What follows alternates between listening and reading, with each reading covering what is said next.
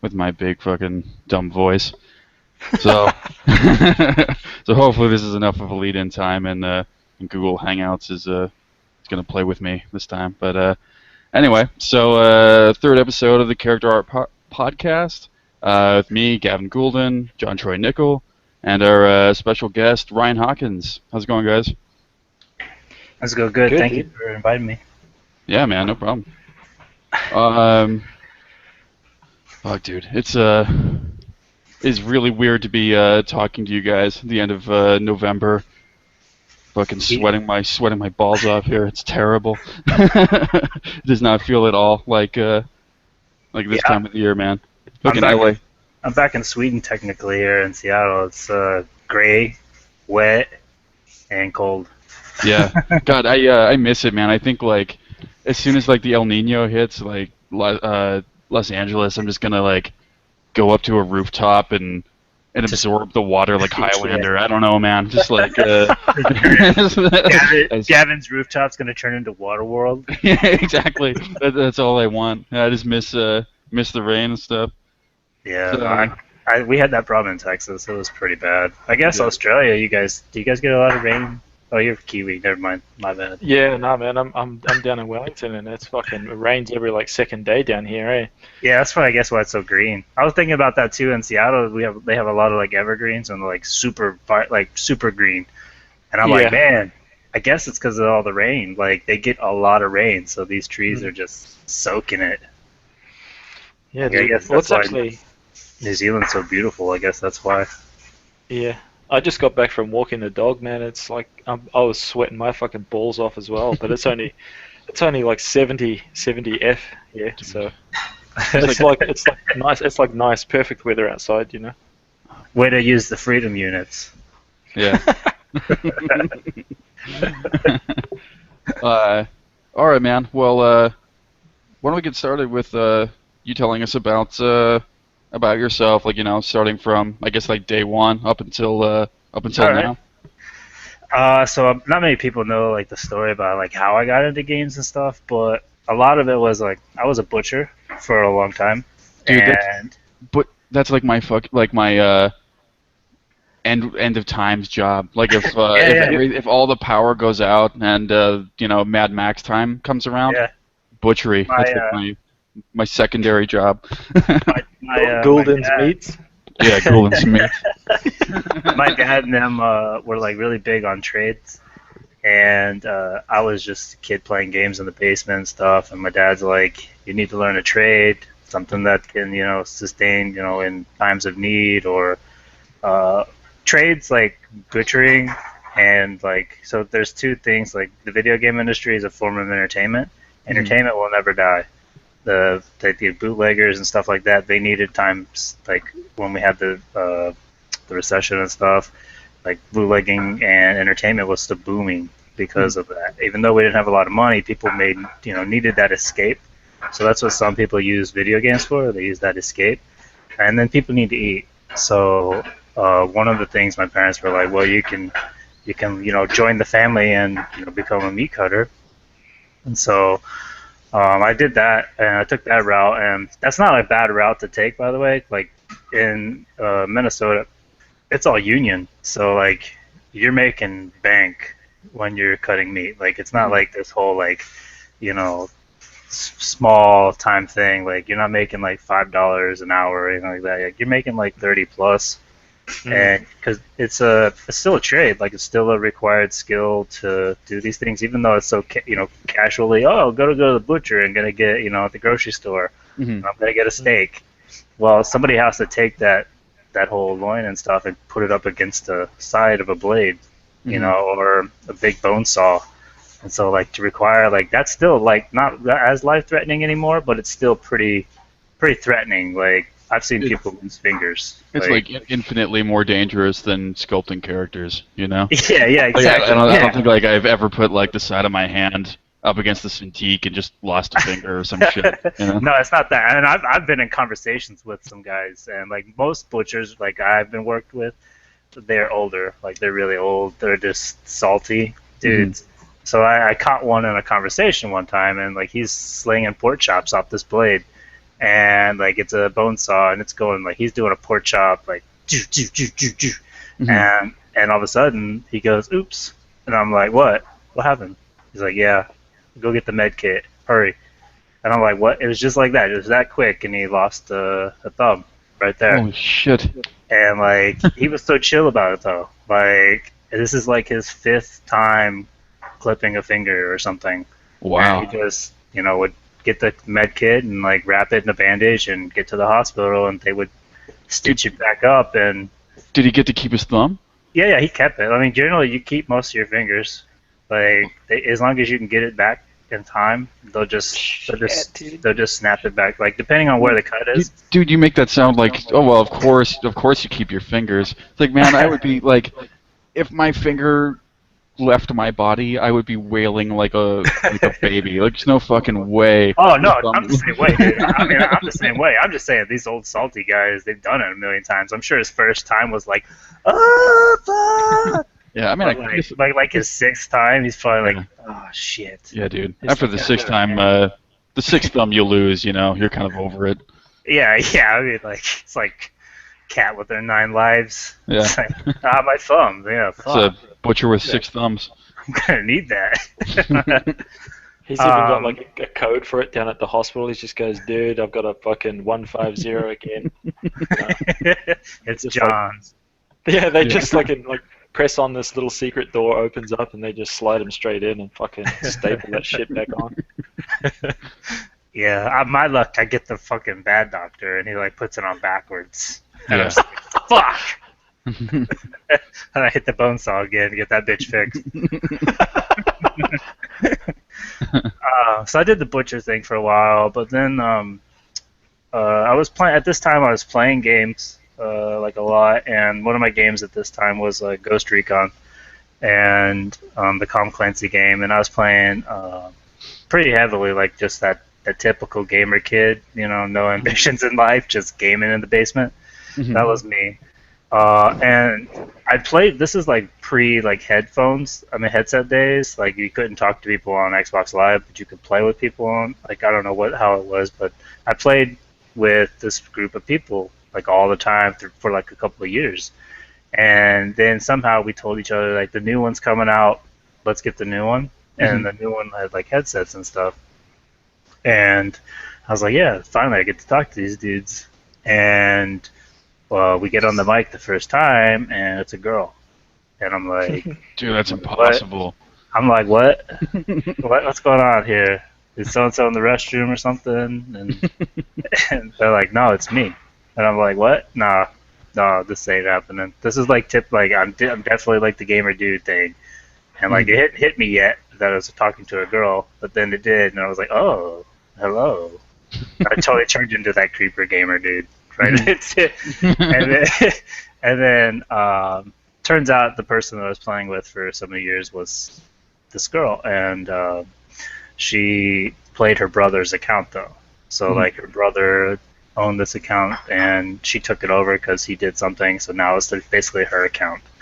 So we played we started talking more now with the mic and stuff, and then we hit it off really well, and played a game called Phantasy Star Online together, and then played them maybe like 4 years together, and then I finally asked her, like she had been dating people throughout this time, and I've been doing nothing, but I was like the friend zone for a while, and just finally asked her after she had like a breakup, where do you live or like whatever, and she's like, oh, I live in Minnesota, and I'm like, what?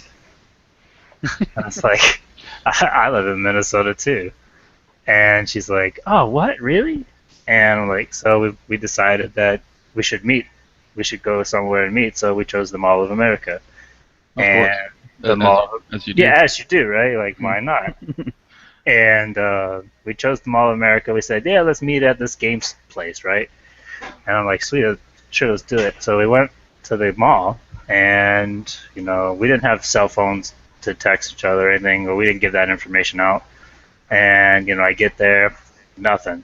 I'm just basically I'm like depressed now because I feel like I've just been stood up. I go home, and I'm like, hey, I didn't see you at the mall. Like, what's up? She's like, what? There's no need. You don't have to stand me up, man. Like, if you didn't want to talk to me or meet me, like, you don't have to be like that. You could have just told me. And I was like, what? That's not the case. You stood me up. And she's like, no, you stood me up. Turns out, the Mall of America has stores that are 6 times in the mall.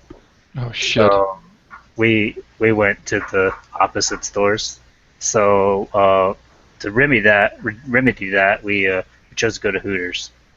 And there was only one. I knew that this was going somewhere, man. I was like, there's gonna be a fucking whammy in here soon. We chose to go to Hooters, and then there was only one of those. So we finally met each other, and she brought backup crew, cousins and sisters and stuff, and I just brought myself. So it's really awkward, but it went good. We actually started dating a little bit more after that, and had a son eventually. And after my first son was born, I kind of started thinking about things differently. Mm-hmm. And basically, I had I don't know, it was like a nightmare almost, but like driving to work, and it was like that meet the parents day at school, and like Johnny's dad's a firefighter, and like Tristan's dad's a butcher, and I was just like, oh shit, I need to have a cool dad job, man. This is not a cool dad job. Like, it's a good job and it's cool, but it's not that cool dad job. Yeah. And it was about the time before, like, there's a lot of for-profit schools around now, but like this was like one of the cusps of like, it's around when that like whole like we get paid to play games type commercial came out. You know, like, but this wasn't the one. Like, this was like a proper school, I thought, because they had like a lot of radio broadcasting come out of it. Mm-hmm. And I was like, all right, this is a good school. And my wife's like, you should go to game school and learn how to make games. You're an artist. You're creative. And I was like, oh, I don't know.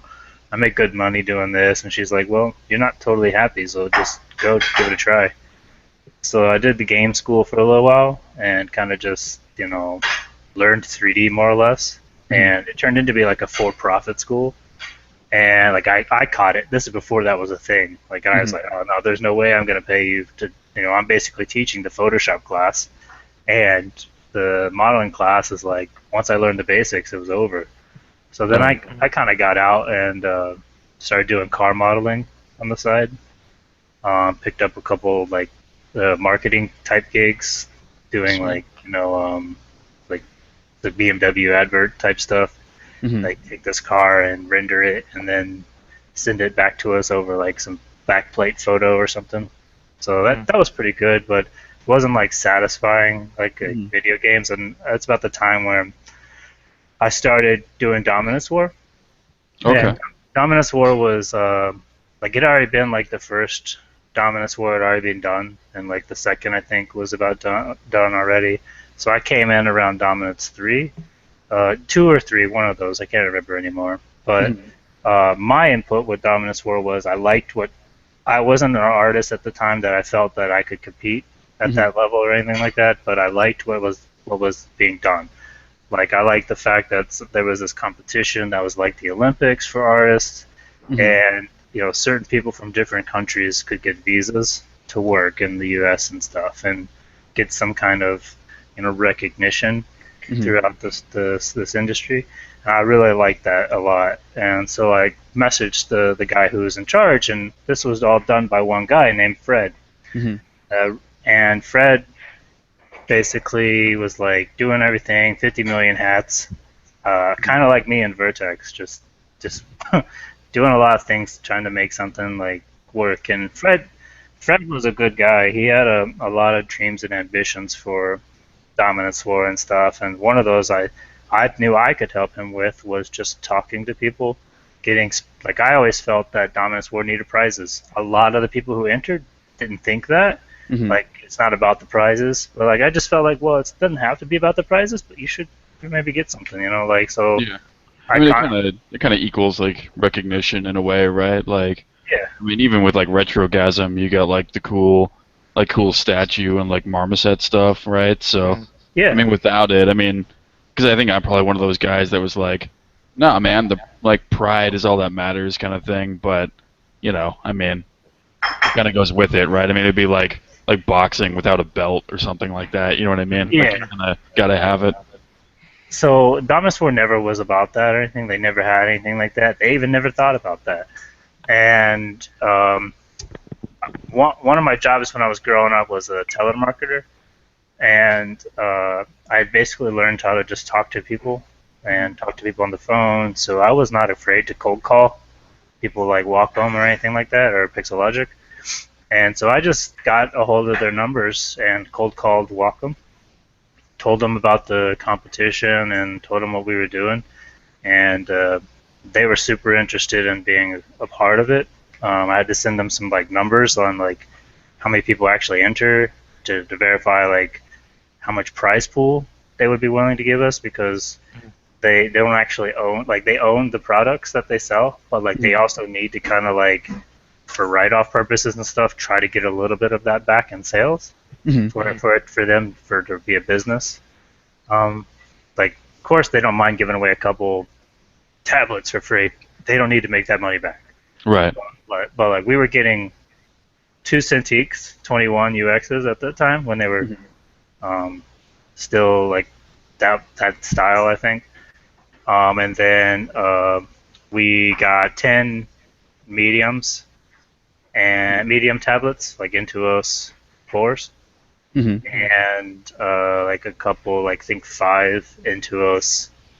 And then I also set up a deal with Luxology, and we gave out, I think it was like 3 Moto keys, and with the Wacoms, I made a deal to go with Corel. They would get like Painter copies, like digital copies to go with their Cintiqs and stuff.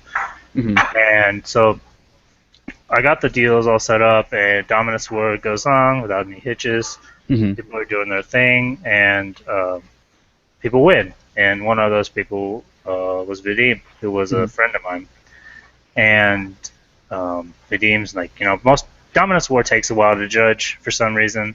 So people are just, it's going to take a while. It's going to take half a year almost or whatever. So people just kind of get in that motion that, don't worry, the prizes aren't here yet, but they're still judging or whatever.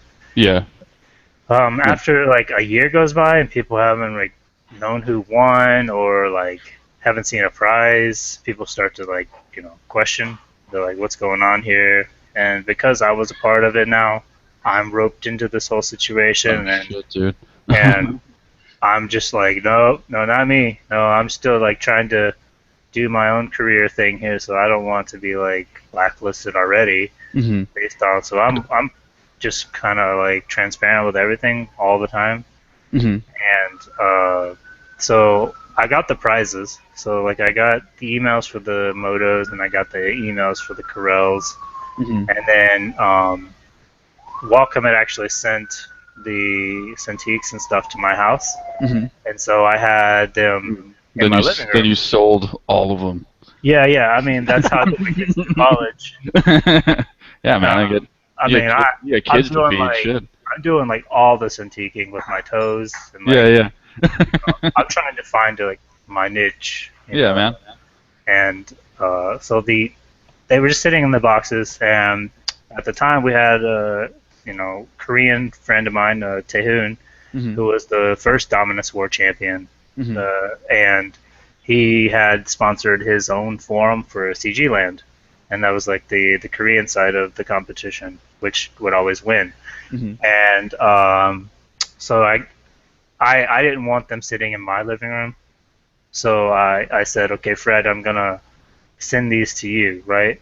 And so I sent like most all of them to Fred and in Montreal, and I still had one Cintiq left, and that Cintiq I sent to Taehoon, and Taehoon was holding on to it for me before we would announce. And we announced the winners, and I figured out of that deal, Taehoon's closer, he's in Cali, and Vadim was going to be in Cali. Why not? Because Vadim had basically won, and then also announced since he won, he's going to be working at Blizzard type of deal. And I'm like, sweet, then I can just get Taehoon to give him the Cintiq or whatever. Yeah, totally. But basically what happened was Fred ended up disappearing. No one could get a hold of him after he announced the winners. I couldn't even get a hold of him. And then things start to blow up. People were like, "Dude, where's the prizes?" It's not about the prizes, but like this is you don't say one thing and then do the other, right? It. Yeah. And then Fred gets caught opening up a art cafe.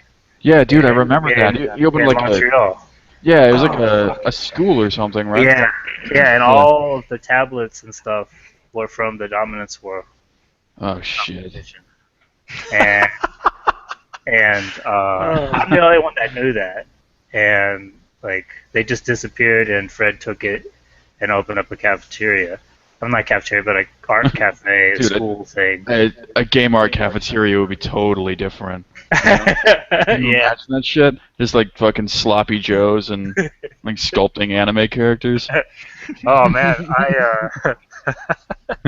dude, it kind of reminds me of the Riot Kitchen. When I went to visit Riot, they had like this crazy kitchen, man. Like anything you want to eat, they got people making it. I was like, you get pizza, you get soup, but like when you walk out of the food area, like it's literally like going to high school. Yeah, you get, high school anxiety. You're like, shit, where am I gonna sit? Who am I gonna sit with? Yeah, like fuck. It's like first day of school. It's like, oh man, I'm gonna sit by myself. Like you could see like people that had their like areas, and there was like, I think it can sit like 3,000 people or something. Man, it was like a huge cafeteria. So it was different, but yeah, he took those, and Kenny from Blizzard at the time was starting to get like, Blizzard was one of the main sponsors, and they're starting to like, hey dude, we're a main sponsor here. We're some of our people actually won. Like where's their stuff? And I'm like, I have nothing to do with it, but I do, so I'm kind of like in this, and I'm like trying to like save my own ass, and I'm just like, hey, I'll work with you. The prizes do exist. I saw them, like they were in my house, and then they disappeared. Like I don't know what to do. Dude, and what Dominance War was that? Was it like 4? 3. That was 3. Oh, okay, crazy. And I sent a message to Taehoon, because Taehoon had been in talks with Fred, and I was like, Taehoon, don't send that Cintiq if you haven't already.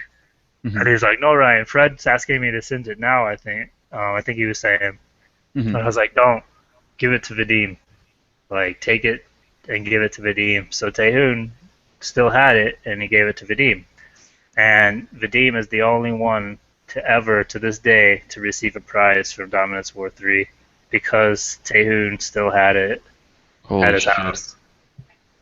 And, that's what happened to Dominance War pretty much. After that, it was just a shambles. Like, it pretty much got killed. Polycount started pulling out. 3D Total pulled out. Yeah, man. Well, I mean, I remember Polycount pulling out because of, like, the money issue, right? Like, I think, in some kind of, like, fine print or something. Yeah, he put, like, Dominance War 4 was going to be, like, a donate thing, and, like, all the art was going to be owned by Fred. Because Fred got onto this thing towards the end there where he was, like, going to, like, MiGs and, what is it called in Korea? Something, the Korean game show or something. Like, it's like a kind of like a GDC, but for those areas. And, Fred was doing booths, and he was printing people's work on canvases and, like, doing his booth, and then he would probably give out or sell the canvas to someone. Wow, dude. Yeah, I remember that. I remember actually losing my shit at that time, because I used to be a member on what's that forum? Game Artisans. On Game Artisans, yeah. That just says everything right there, doesn't it? I used to be a member on that forum until Wait, until that. Like, what the fuck was that called? What was that forum called? I was on that. Dude, and I mean, that was way back, and I remember when he put that package together, and he took all the winners, like, renders or something like that, and he put a package of the winner's renders together and was like selling it for like $10 or something. Yeah. For everybody to like grab, and I was like, dude, what the fuck? Like how? What? I hope like that cash is going to someone somewhere, dude. Like, I mean, come on. Yeah, and then At that point, man, I was like, fuck this, dude. I'm out. I've literally to this day, I've never ever gone back to that website. I've never even clicked on anything there, dude. I've never gone back. He started like he got shit about it, and then he like switched it to like a donate button, and like that's what you started to see on polycount stuff, the big red donate now buttons. So like yeah, man, I don't know who started that. You know, like the other day you posted on somebody posted recently. I think it was you, Gavin, or maybe Troy. You posted like you could donate, and I was just like, oh. yeah. Yeah, I wonder who started that. Fuck. Yeah, man, I don't know. I mean, trends are weird, man. I mean, they just kind of get picked up, and before you know it, it's a it's a thing. Yeah, then that's when I don't know, like that's when polycount was different though. Like back then, like we as I was a moderator slash admin, but I wasn't in charge of anything. I had no powers. Like people were like, "Hey Ryan, change this person's name for me," and I was like, "No, I can't. I don't have that kind of a power." Like they're like, "But you do." Like so, I transitioned from Game Artisans to polycount, like just like trying to help out with competitions. So I helped with like the Brawl competition and like Darksiders competition. Like they were kind of like me and Emil's idea. So like Emil Majanovic and I would just sit and like talk on Skype, and we'll be like, well, we need another competition. Like, it's due. People were probably chomping at the bit. And, like, the Brawl competition was just something like we were talking shit about, like, a fighter game thing or something, just spitballing. And we were like, dude, we need to make fucking fighter game competition. And that's just how it came out. And then Darksiders, I wanted to get back into, like, competitions with studios. And Vigil... I'd been in the works with it for a long time, but it finally came to life. But the Darksiders competition, Vigil helped with before they went under, and that was a pretty big one. But yeah, I just started helping polycount, and then that's why I got kind of like an admin-ish status. I was like an admin, but not an admin. So I couldn't change if I wanted to change like somebody's avatar to ballsack, I had to ask permission, right? And have somebody do it for me. But I still had like my name underneath, like yeah. Well, I mean, who can do things.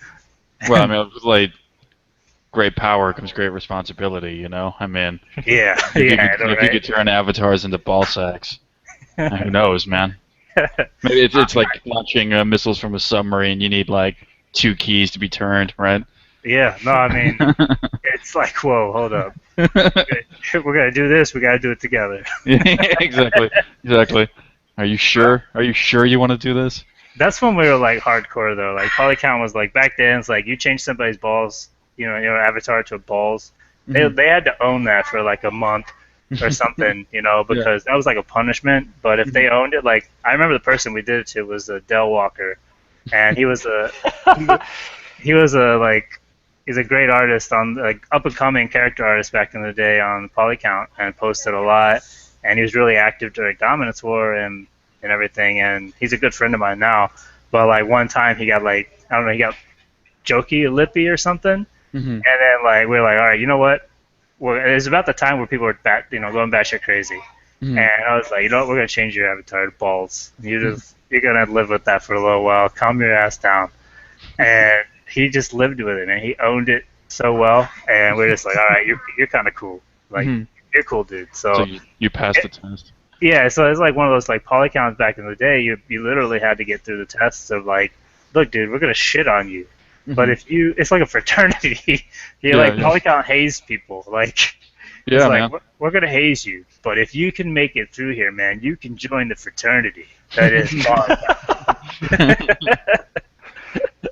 I miss that. I miss I'm the same way like you are now, Troy, with polycount. Like, I go to polycount every now and then. Like, that's it. Like, I have no more, like, I don't really have a need anymore to go there, and generally it's just kids, not listening to critiques that, these industry professionals are taking their time to do. So, I mean, I love polycount, and I still support anything they do. It's just, lately, I haven't had that draw. And like the new site, I'm probably the only one that's not on board with how it looks. Mm-hmm. Like it just, I'm not like into it. I miss the old shitty forum. Mm-hmm. But I'm with sure. with like the navy blue and red and green and black. Yeah.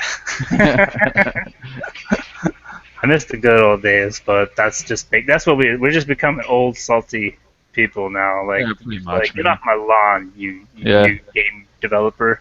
Yeah. Crazy. I mean, with like, I mean, us being salty curmudgeons either way. I mean, do you still think that like community is important for like the industry? Like, do you think that like kids? I mean, I think like people coming out of school won't get the same feeling that they got in when I did. You know what I mean? When I joined like polycount and like whatever CG Talk and shit like that. But I mean, do you think it's still valuable? So, I definitely think you need to have somewhere where you can latch onto. Like, you need to sink your teeth into somewhere like a forum or like a lot of people these days are sinking their teeth into ArtStation.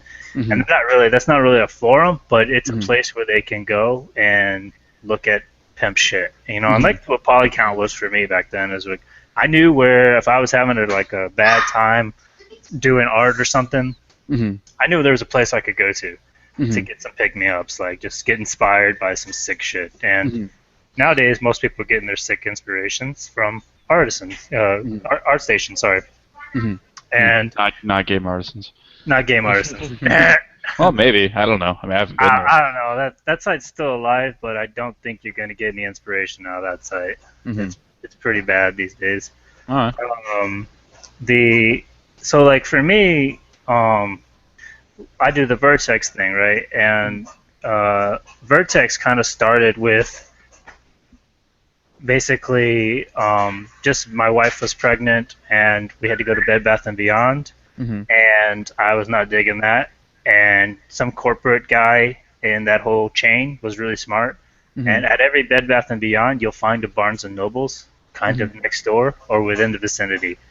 And so I call it the guy for like the guy doesn't want to go to Bed Bath & Beyond, but he'll let the wife go. We need to find something for the guys to do. So we'll give them a bookstore, and they can kind of go look at mags or something, right?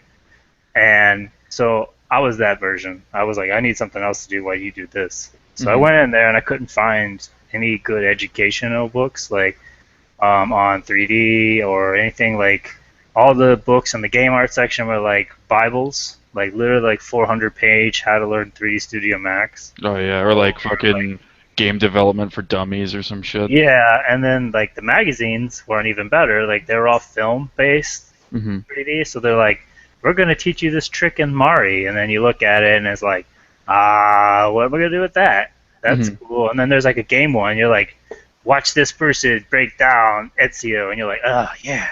And it's literally like just screenshots of the finished Ezio, and then they talk about like two things, and you're like, oh.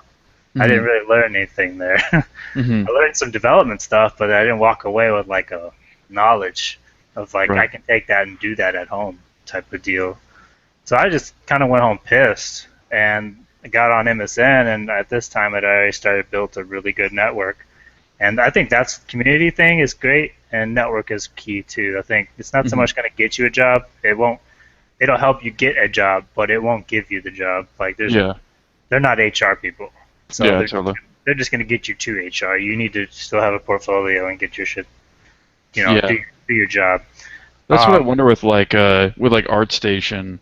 Do they have like a community, half? Like, I mean, it's mostly just like a gallery, right? It's just a gallery. They don't really have like a community. They have a forum, I think, but no one ever goes to it. It's not like polycount or anything like that where it's like that's the community.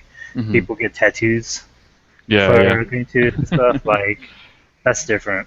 So I made Vertex just kind of out of anger, and I was just like, there wasn't a need, and I think I started like learning more about like what's hurting the industry, and like I've always wanted to do a GDC talk on it, but I just never got invited. But the industry is going down a pretty dark path when it comes to creativeness. I guess we're just getting too tied up in NDAs, and like studios haven't like.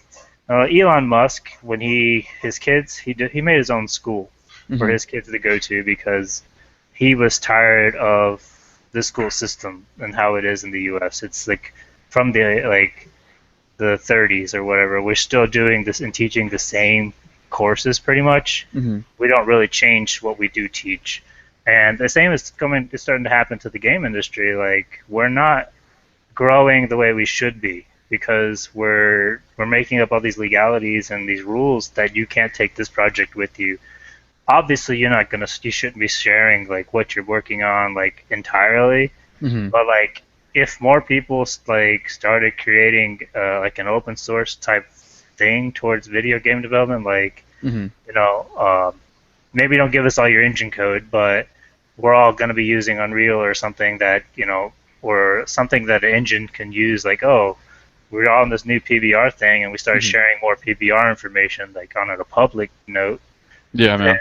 we'll have better looking games that are more accurate instead of everybody trying to come up with their own PBR and their own Mhm. stuff. Like, I just felt like we're not going to grow the way we should grow.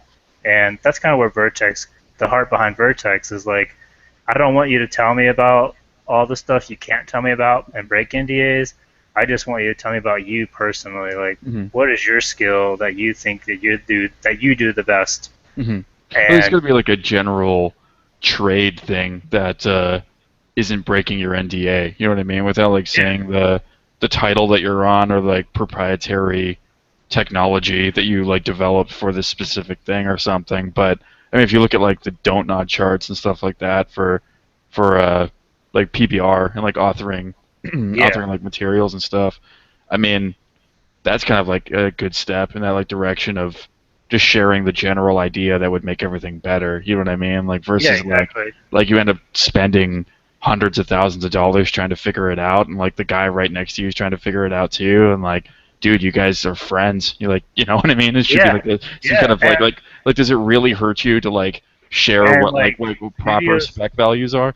like Activision studios still kind of have this problem. Like you'll make like the Call of Duties, they'll Mhm. have like their own. They're all sharing like the one engine, but like 15 different versions of the engine, and their PBR is different from one another, and they're not they're not syncing. Mhm. Like they have their own business needs that they have to cover, but like each studio has to make their own games and stuff, right? And they Mhm. need them to do well. So it's kind of like competition within type of deal. And but at the same time, like we still kind of hit a wall eventually Mhm.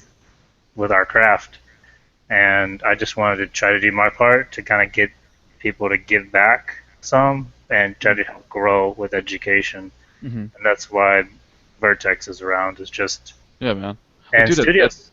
Go at this ahead. point, it's kind of like helping promote artists as well. You know what I mean? Like getting like Oh your yeah, stuff in like Vertex and kind of getting it out there. And I mean, I think everybody in the industry at least probably reads it. You know, like it's at the very least like an insider's magazine. You know what I mean? oh yeah, like so Vertex has actually helped 6 people get visas That's uh, awesome, dude. to work in the U.S. It's actually recognized now by the U.S. Board of Immigration as a publication.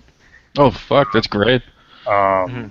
it's it's all about the statistics and analytics. So like I try to always promote people to download it, even if you don't donate or anything like that. Just download it through the Hmm. site instead of sharing it on a thumb drive because every time you download it, that's a statistic I can give to the immigration office and say like, yeah, so and so actually is, contributing to something that's really, really, big. Hmm. So like Vertex 3 just launched not too long ago, and it's already exceeded the Hmm. 50,000 Hmm. mark Yeah, yeah. downloads. Um, like Vertex 1 and 2 are already over 100,000 Hmm. and climbing still. Like we have around like 200 downloads a week on Vertex 1 still. And like Vertex is still extremely relevant. Like the content I try to make not tied to programs. So like you could actually go read Troy's article Hmm. on sculpting beauties, Hmm. and you would still take something away that you could take into current game. Like Mhm. there's just information like that's life, like just longevity of it is just crazy. Like then Regin Ball's article on freelancing. A lot of people always want to freelance and they want to do these things. They want to make art on their own terms and stuff, right? But they just think it's a simple switch that you turn and you go home and you just think, fuck it, I'm not going to work for the man, I'm going to work for myself. And you start doing it, but there's a lot of things you don't think about when you do these. And you kind of get yourself in trouble. And this article just kind of like breaks down like getting legal set up, getting your rates set up properly. Like most people don't think about like, oh well, you went to eat, so you shouldn't charge the client for when you were eating or something, right? But like you need to eat to make your shit, so you should charge them because that's part of your literally like it's still part of your rate. Like you're still working on pieces and stuff. Like you shouldn't be super like because you're just gonna like kill yourself because all your little micro funds that you keep throwing out aren't being charged to clients, so then that affects your day rate, and then now you're losing money because you didn't think it was just to charge for whatever. But I don't know, it's a really good article, and there's just things that people overlook, I think, and they just see the new ones and they're like, I got the new book. People should really go back and look at all the Vertexes because there is so much like information that people, I guarantee, have just glanced over that they need to do a once over on. Yeah, man. It's so like good having articles and like tutorials and stuff that are just like general ideas. You know what I mean? Like a general theory on something versus like, man, like I can't even count how many like step by step, this is how you make a character tutorials, right? And eventually it's like, I don't know, man. I mean, I've kind of been saying the same thing for like 10 years. You know what I mean? It's just like slightly more advanced. It just it's the same thing. But like once you get like the general theory, I feel is like more important than whatever, man. Like making a character in Max 2013 versus 2015 or something. So like the Vertex, when I work with an artist, I generally get like the whole thing is they have to pick like 3 topics, and then I kind of work with them on like this topic's kind of already covered or it's covered in Vertex 1 or whatever. Let's get something else, and then we kind of like finite like this one's gonna be the one you're gonna do it on, and so once we get that, they do their article, and then I give it once overs, and then I try to look at like if this is too student heavy. So I don't have anything against students reading and downloading Vertex. I think that's a great thing that they're doing that. But Vertex is geared to the professionals. I want to be able to like have a professional who could be 30 years or whatever in the industry and pick it up and have something new he'll learn.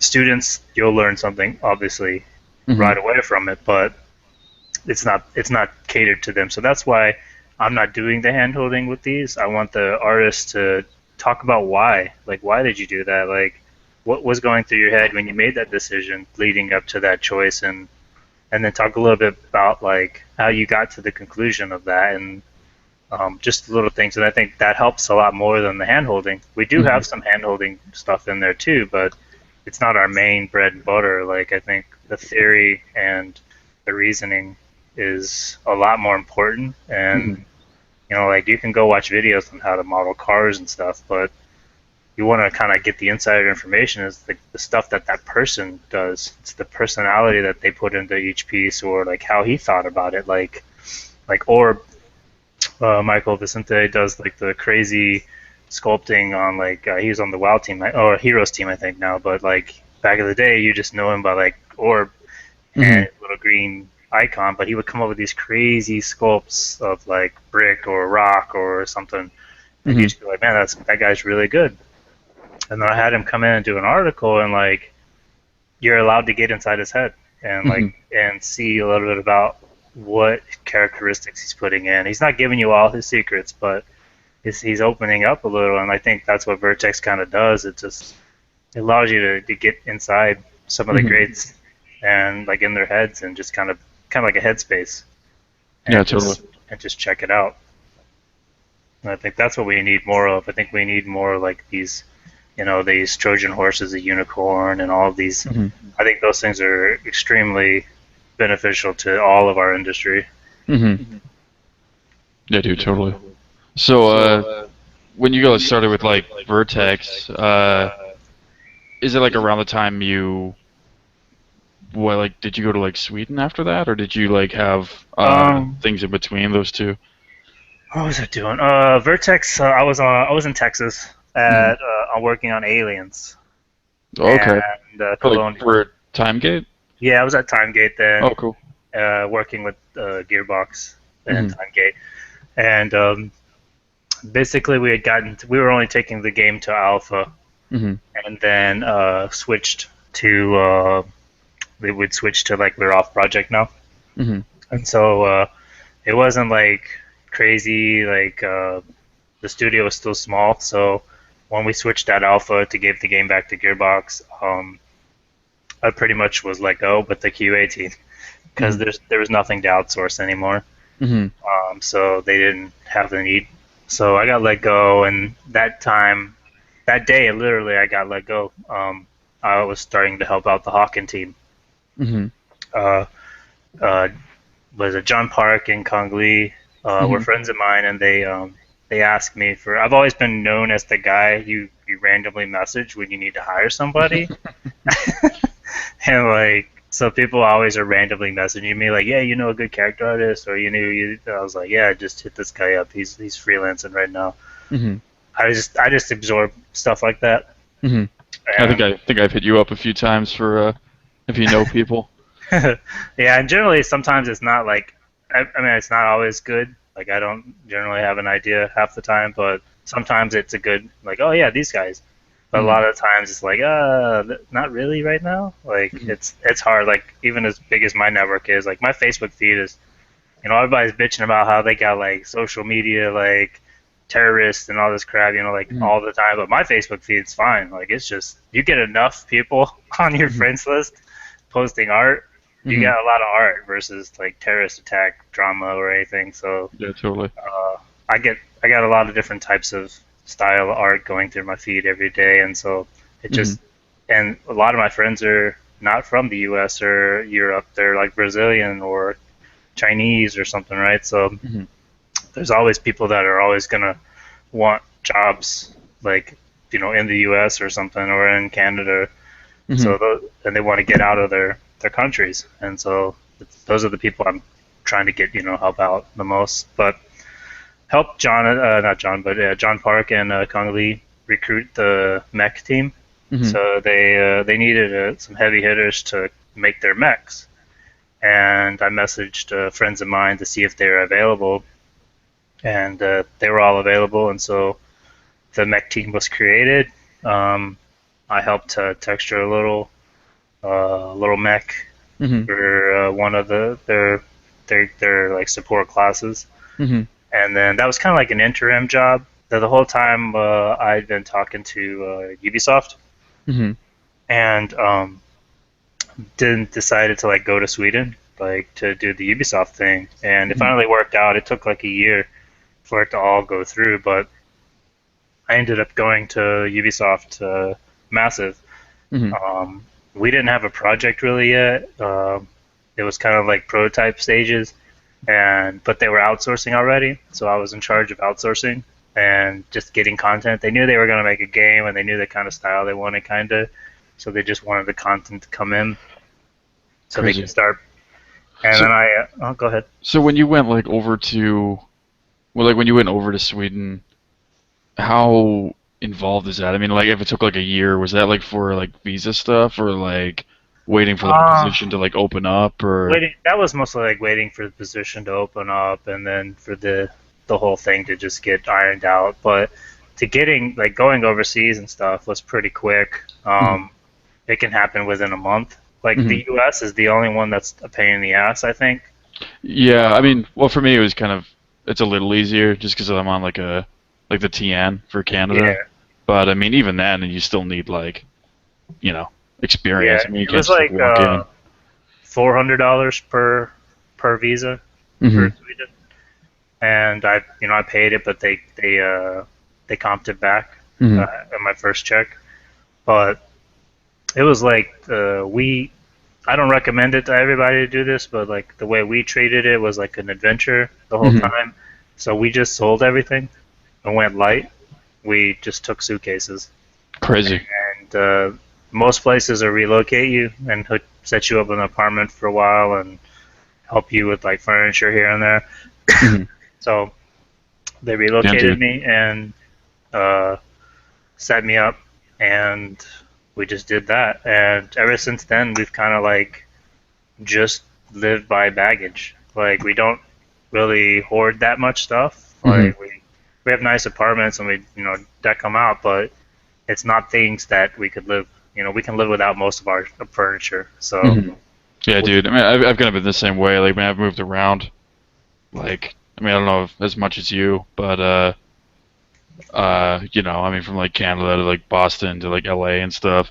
Now I just kind of have like a sparse thing that I can just get rid of it if I don't need it, and keep the essentials. yeah, we go low ham. Mhm. Like we go full on retard when it comes to like getting the apartments when we move in. Mhm. And the intention's always kind hearted, like, oh yeah, we're gonna stay here a while. Mhm. But with our industry, it's rough. Like I've been reaching for a while now to find a good home. That's Mhm. somewhere where I can just sink my teeth in and just really. I worked at a lot of good homes and a lot of good studios, but it just kind of isn't like the fit. Mhm. Like I haven't found my glass slipper yet. Right. You don't have like a patio to sit on and drink a tea and watch the ocean like Troy. No, no, I don't have that. I don't get the sculpts, badass fucking characters on a daily basis, Yeah. or be tied to badass franchises like Troy here. Yeah. But You know to what? be That's to be fair, Troy has been through some shit of his own, so he deserves what he's got. you know what, man. That's actually pretty funny you say that because I, I even just like 6 months ago, I didn't kind of ever think that I would find that glass slipper. Like I was always on edge, man. I was about to, like I said in the last podcast, we were about to move back to the States, and we were just thinking, man, we're still, well, me in particular, I was thinking, fuck, I'm still in that phase. I'm still searching for it, man. And I don't know if I'm ever gonna find that place that I can kind of dig in. And man, I think I found it, dude. Like it's really kind of surprised me. But I think even if I mean, I hope this doesn't happen, but even if things didn't work out at Weta for whatever reason, I think I'd probably stay here, dude, and just kind of carry on and freelance here because Mhm. it's fucking amazing here, dude. It's got everything. Everything's so close, and I don't know. I Yeah, just love it. it seems like you've hit your rhythm, man. Like it seems like that was a good spot for you. Like, and it's films and other type of toy stuff too. So it's like a Yeah, good batch of randomness that you can kind of like not get sick of. yeah, yeah, exactly, man. I think that's the key, man, because man, I mean, we've all been, we've all worked on all kinds of games, man, all kinds of genres, and it just there's a certain, um, after a specific amount of time, there's a certain kind of sameness that gets a little bit kind of boring. You know what I mean? I mean, Gavin, how did you feel after working on a couple of Bioshocks, man? Like, if you were about to sign in and sink in for like a Bioshock, the next Mhm. Bioshock for another 3 or 4 years, would you be like, yeah, fucking awesome, I'm ready to It's go back in? Like, dude, or it's would you, tough, or man. would you be a little bit like, oh fuck, I don't know about another 3 years of this world? You know what I mean? Yeah, man. I mean, I don't know. I mean, I think there are franchises that I could spend a lot of time on, but Mm. even then, I mean, if you did like two, that's probably like almost 8 years of your life at this Yeah, point. You know what I mean? yeah, And Yeah. yeah, totally. I mean, after that, man, it's like Jesus. Do you really want to push it to like 12? Um, and then, like with like sequels too. I mean, at least in games, like it's not like you're ever reinventing it, right? Like you're probably going to be making sequels to justify the amount of money that the first one took to make, right? So like Yep. each one is going to end up you're trying to make more money off of like the technology and shit that you built in the first place. Um, so it's not like you're making something completely new. It's just that just happens to have the name, so it gets rough, man. You know, you're kind of being it for the long haul, especially with like crediting and stuff too, right? Like, I mean, I know people that have worked on projects for years, then they leave and the game comes out and they don't, you know, they don't have like their name in the credits or anything like that. So, Oh yeah, dude. I felt that burn before. Fuck. oh yeah, When I was with Quixel, I made it my rounds to a lot of studios and tried helping set up, pipelines and stuff on some big projects. But I mean, I'll never see credit on any of those for whatever reason. But it's about the passion, I guess. At that point, you're like, fuck it. I know, if anything, like yeah, you just chalk it up to yourself, and you're like, you realize that you did what you did. It could have been a small part, could have been a big part. Doesn't matter. You did something towards the greater outcome. yeah, totally. So like after like so man, you went to like Sweden, and then you're working at Ubisoft, but they didn't really have like a project like at the time. Yeah, and then so during this time, it was a tough period for the studio. Mm-hmm. We're building an engine, and which the engine was really badass, and Paris needed to start to see the project, like guys, show us something, and after a couple show-offs, they just were kind of like they wanted something different. So basically, what happened was I was given control of a small team. I asked to take, I was like, give me a shot. Let me, there was some downtime in the outsourcing, and I was like, let me take a couple guys and go upstairs. And during this time, we had lost our lead to Dice. And so I was like, look, if I do this and it does well, I would like to be lead. Like, I would like to see this through. Like, if I'm going to get this project or whatever. You want to head it up, right? I want to head it up. I don't want to just do it for somebody else. And they were like, yeah, sure, if it goes through. And so I took a writer. He gave me like a little paragraph brief. And I took 2 render programmers and some artists and a level designer upstairs. Disconnected them from their pods or whatever they were in. And we took, it was basically, it was going to be just a week screenshot and send it in. And we did that, and they didn't believe us. They were like, this is bullshitted already type of deal. And we're like, oh, man, no, that's in game. They're like, no, we don't believe you. Make it move. And so then, we had to do a little bit bigger scope thing, make it move. You're like, damn, now I need to get like an animator, Yeah, kind of did, but we had some really good kids on our team. Like, most of my team was junior, like all juniors from school. School's a lot better over there, so they're really good, and they just animated it themselves. But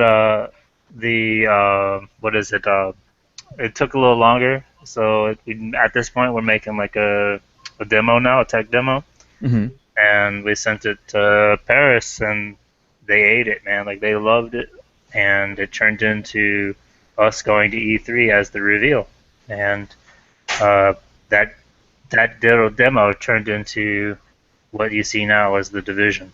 And it was a small 10-man project that pitched the look and feel of the State of Decay of New York, and the artistic style was developed from me and a couple artists. That's crazy. Did they have did you guys end up making, was it like a test project, test demo for a third-person shooter or something, and then they plugged the Tom Clancy name onto it, or was it always going to be like a Tom Clancy game and they knew what it was? They wanted to, so the idea was to revitalize the franchise, but that's what the whole problem was. Is they were looking for a good title to revitalize that name. They didn't want the other projects. They wanted to try to get something that was going to bring the name back, and the Division was the best one to be a good Clancy game with the espionage and all the story and stuff. So there wasn't a book tied to it or anything like that, but it felt best with the Clancy universe. That's awesome. It looks great, Yeah, man. I mean, it's definitely one of the ones that I'm looking forward to, for sure. Yeah, I remember the first time I saw stuff from that game, man. I was like, holy shit. Looks fucking great. Yeah, it's I give the team credit, man. Like the engine is ridiculous. It was just eating triangles, man. Just the most I've ever seen. Oh, crazy. Is it like, do they have like an in-house thing, or is it like the same? Yeah, I yeah. don't know if you can say. It's built from the ground up, proprietary. Cool. No, the engine's actually like they've done GDC talks on it already, and like they've sent out like a ton of videos showing off the tech. So like there's tons of videos out there already you can see of the Snowdrop engine. It's pretty powerful. And then like the guys, man, like they're juniors, but like they're a really awesome team. And like it looked good because of them and the passion that they put into it. Like the goal was when we first started that I wanted like I was kind of like an art director but a lead at the same time. Like it was technically me saying make metal more metal or change out that light socket to an American light socket. You know, like that's a thing. Like we're making the game in Europe and they keep putting like wires on the outside of the wall. Oh yeah, dude. And I'm like, no, man. Like, Dude, we're in New York. It's the same with like outsourcing and stuff. And I mean, you know, definitely, you probably know more than I do. But like outsourcing to like a different country. Yeah. And you're like, okay, I need to do this, right? Or I need you to do that. And if you don't give like specific instructions, right, they can start like deviating to like what's normal. Yeah, for them. This kind of makes me sound stupid. It was like, you know, what's normal for them or something in their culture or whatever, right? But it's not the same as like what would be in like America or yeah, if it's a you're, big you know. difference. And like, you know, I was like, did you even Google? And the guy's like, yeah, I Googled. And it's like, yeah, I Googled light socket. Sure I enough. don't know. He showed me the image and it was like one of the first top ones. And I'm like, all right, I don't fault you. But that's European light socket and power socket. This is Brooklyn, New York. like that's not gonna work. And we put power in the walls in the U.S. At least we try to. So we get rid of all these little white wall cable things all over. Yeah, it just was like little fine tweaks here and there, and the vision why there was so much shit on the ground was like the state of chaos. But like I told the team that like the player needs to be able to turn their camera at every angle and come up with their own story. Like we don't want them to be like, you know, of course we want them to like follow along with our breadcrumbs, but like that's not like you haven't done your job if they only see that breadcrumb. Yeah. Like I wanted them to go up like, oh, why is that trash can through the window? And then there was something else, and they're like, oh, there's a fight here. Someone got, you know, this, that. And it was totally opposite. So like what we would do is sometimes I would have like people come up and talk to other people and like, what do you see in this, you know, what do you see in this screenshot here? And like it'd be somebody else's level, and they, you know, each level is like person would sometimes look at the other person's level and go, oh, I see this, and they're like, well, what did you try to convey, so and so? And he's like, oh, I tried to convey this, so he saw something totally different, and I was like, yeah, that's good, like that's what we want, like we want the player to see something different. That was like huge on BioShock for sure. Like, you know, I mean, like Ken is like a huge, you know, I guess proponent of like storytelling stuff, obviously, and yeah, man, like level building, even like characters and stuff, like everything kind of had to tell a story. And I mean, people that play the games, they kind of make up their own, you know, their own story besides like the major one, right? Like everyone kind of has a different experience. Like people remember different things. Like, fuck, dude, like audio logs and stuff. Like even if you play like Fallout and stuff, I mean, there's articles and videos and shit of people like going on about the story that they're just listening to while playing the game, right? It's crazy. Yeah, there's like, and that's what makes the games last longer too. There's just those. So I mean, and it's what makes like good design in general, right? I mean, I mean, like the best characters tell stories within themselves, right? Like if you Yeah, can just like, you know, and you need if like there's like that depth. you need things to like work with each other too. I think like the environments need to really work with the character and work with the everything Mhm. needs to sell it.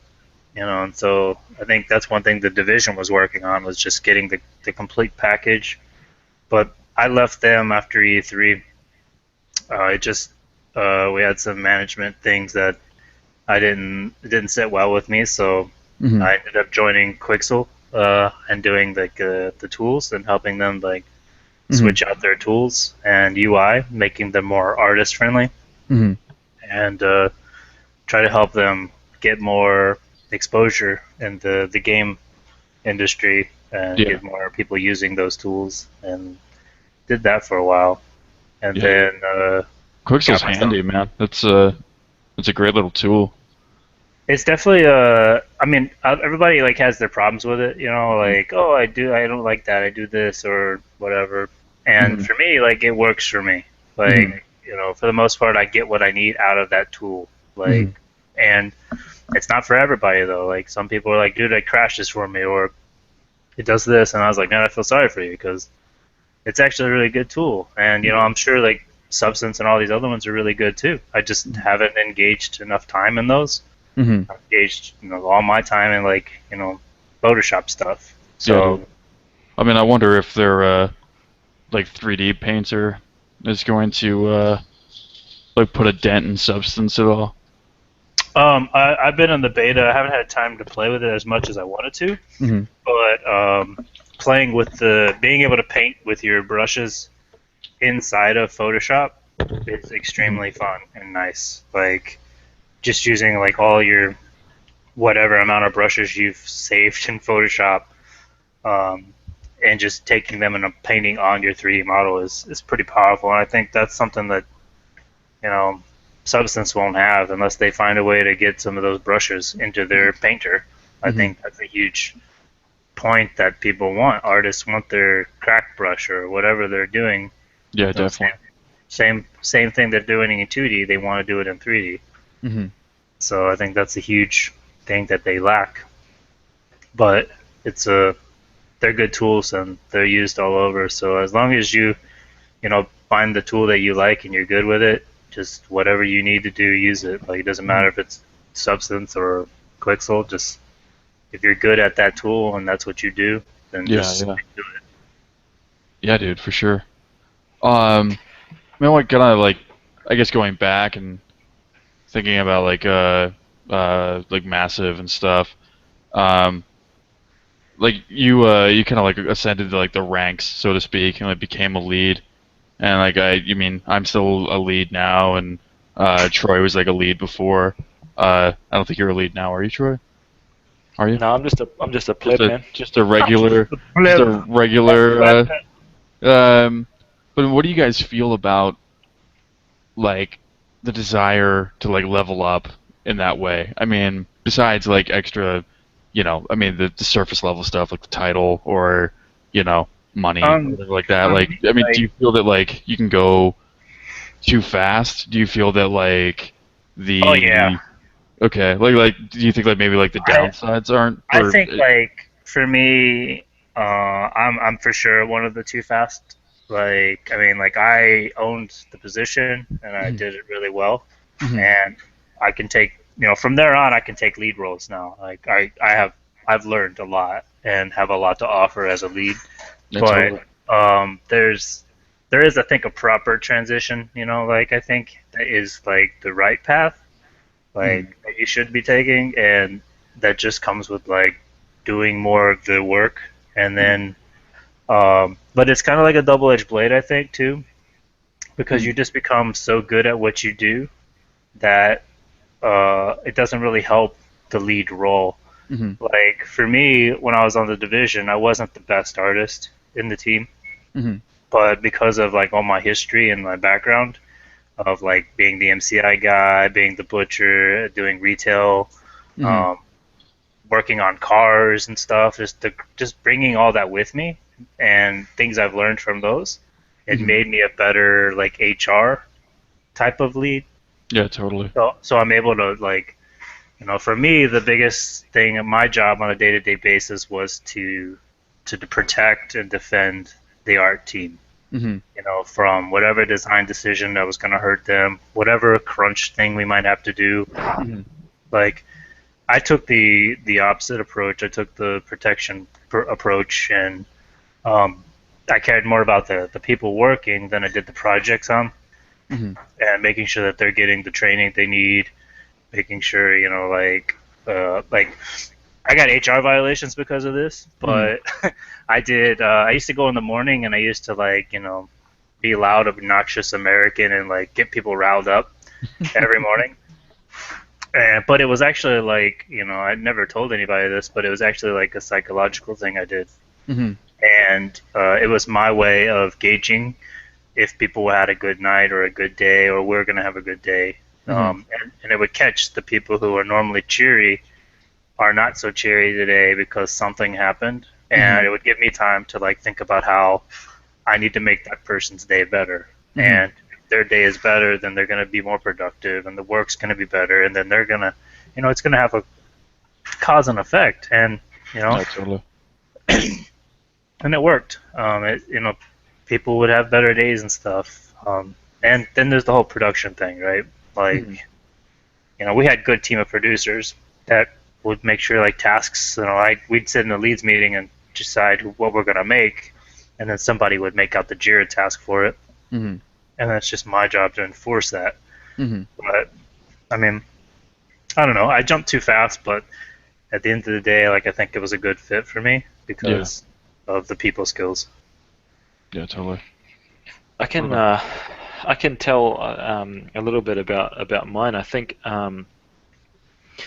I guess in a little bit similar because when I left school, I freelanced for a long time, and eventually reached the point where I had to kind of set up my own studio and hire on a bunch of people to help because we just had too much work to do. And I think that process in and of itself became I was doing art, I was doing people management, I was flying around all over the place to meet with clients, shake hands and collect huge checks, and it was it was that same kind of role of wearing many hats. So by the time I started taking studio jobs or positions in studios, once they realized, I guess, that I had more to offer than just sit down and make that art. Of course, that's always why I was hired. It was okay, we need you to make X, Y, Z. So I'd sit down and I'd make X, Y, Z. But then during that process,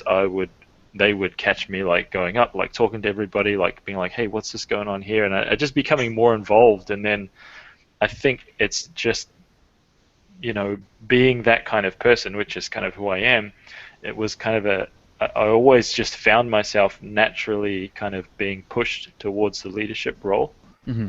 It just kind of happened. I never asked for it. I never kind of went out of my way to be I'm the lead, dude. Make me the lead. I just kind of I've never been hired as a lead. I've always been hired as an artist and then kind of cranked up through whatever it was that I was doing. Mm-hmm.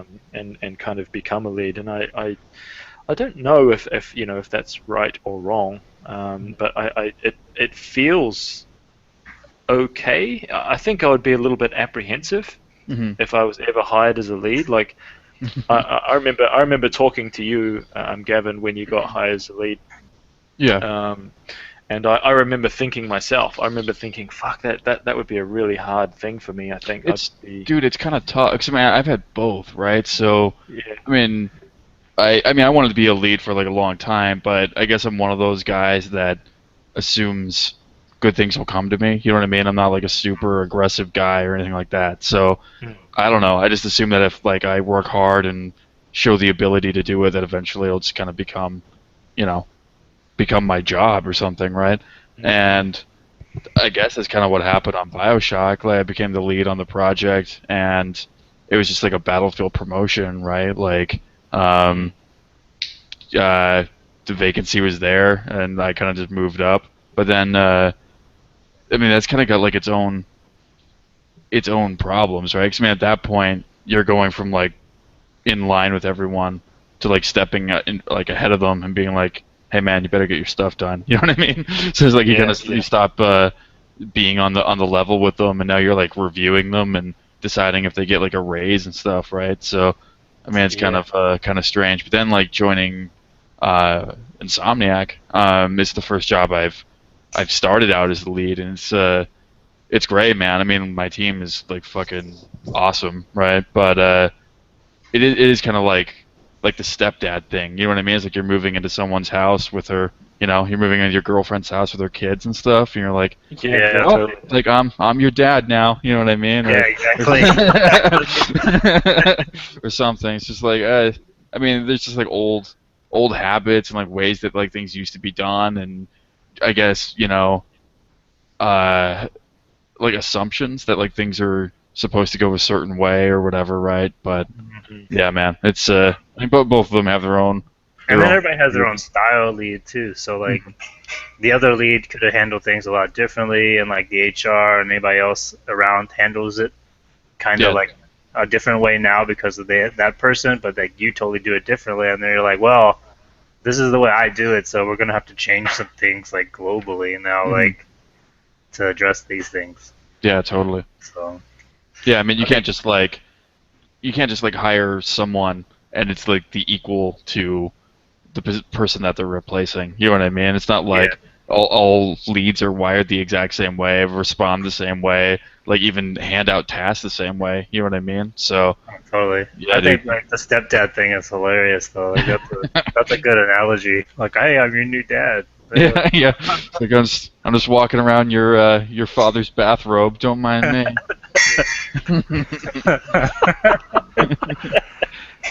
That's a good. I just saw you in a bathrobe. That worked for me. Yeah, man. I think it's probably on my Facebook. But yeah, no, it was I enjoyed it. Like it was a challenge, but it was a good challenge because we had a lot of I had a lot of juniors on my team, and so like this was the part of their first game and their first experience and chance to mold and kind of like imprint on them and try to like at the same time I'm trying to figure out what the hell a lead is. Yeah. I'm like, what do I do? Things are getting done on time and we're meeting all our goals and we're doing everything right, but there's more to it than that. And so I would set up things like Scott Eaton. I had Scott Eaton come out and do like a week demo for the guys like on site and stuff. So I just tried to find things that were outside of just the game that the team could expand and grow their skill set from. But yeah, it's different. I mean, once you take that lead step, because you already have like that relationship with them, and it's hard to sometimes cross those streams with hey man, I love you and all, but you got to pick it up, dude. Like this is the third time we've talked about this. Like, yeah, dude.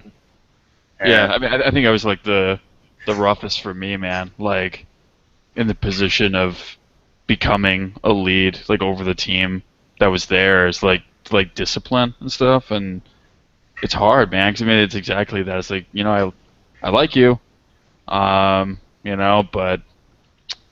gotta get shit done faster. You gotta like really, Stay off Facebook, please. Yeah, exactly. Stop watching videos. Yeah. Because I've caught myself in that same habit even too. I was just like, fuck, I got shit to do. I need to stop doing this. Yeah, dude, totally. I mean, do you have any tricks for productivity?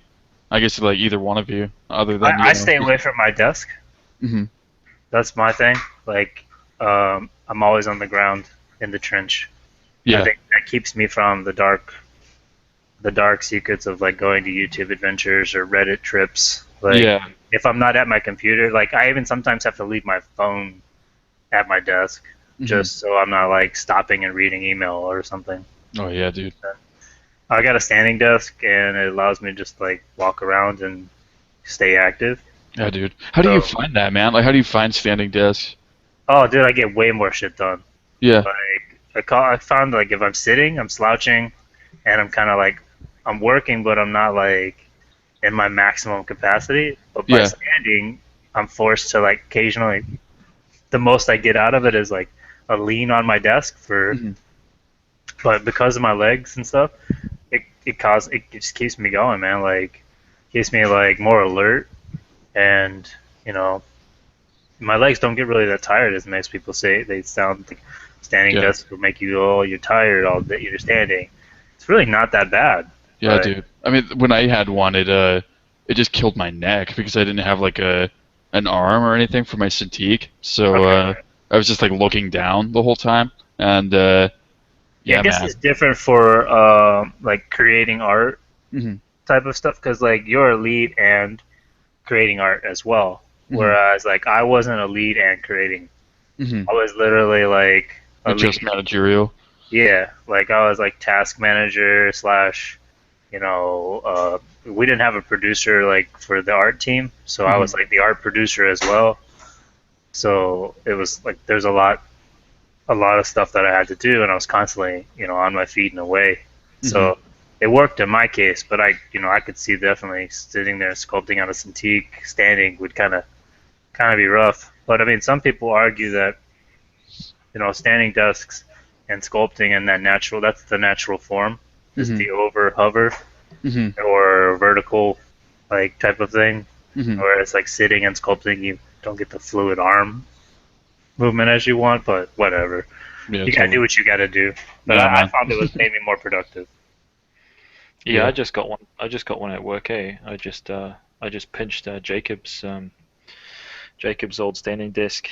Fuck, man, it's fantastic, dude. Is it changing your life? Oh, I absolutely love it. He even posted on Facebook. He's like, yeah, man, I was all up in that. I was like, dudes, I got myself a standing desk, and I think like the very first day I probably sat down, like the very first full day, I probably sat down for about a total of about 10 minutes or 15 minutes that whole day, and I was just like, fuck, dude, this is rad. Yeah, dude, just fucking blasting your glutes all day, Oh, dude, yeah. You're gonna be fucking taut. Oh man, I found myself doing like fucking squats and like shifting from this leg to that leg, and I was like, yeah, man, I'm doing this. All I need is some fucking dumbbells, and I'll be right. Yeah. He's just doing the ass clenches. Yeah. You're just doing squats and not breaking eye contact with the guy next to you. I felt bad for the kid that sat behind me like all the time. I was just like, this guy's just staring at my ass all day. Yeah. Like, he looks over his monitor, and it's just my ass. It's like, fuck.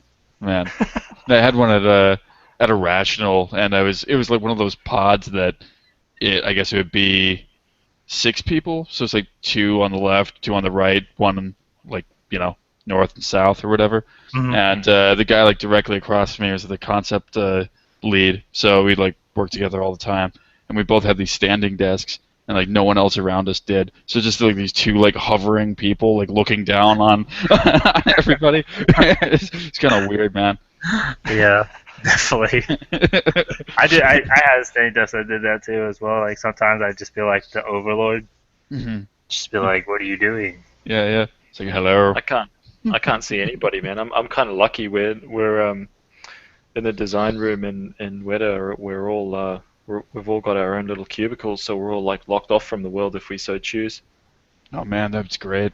Troy, they call it a closet, bro. They put you in a Weta closet. Yeah.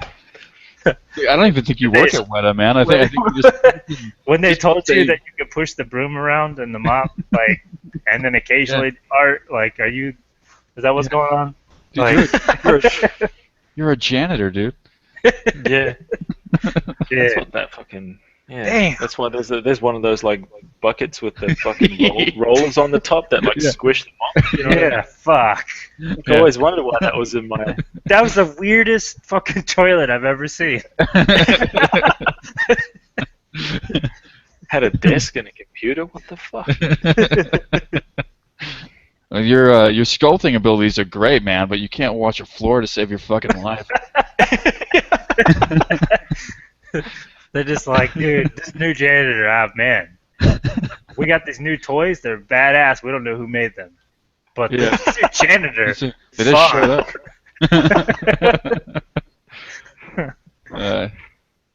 So, I mean, what do you guys think is like the future for competitions and stuff? I mean, like Troy kind of like ran his thing and it went pretty well. I mean, Dominance War, as far as I know, is dead. I think it's still around.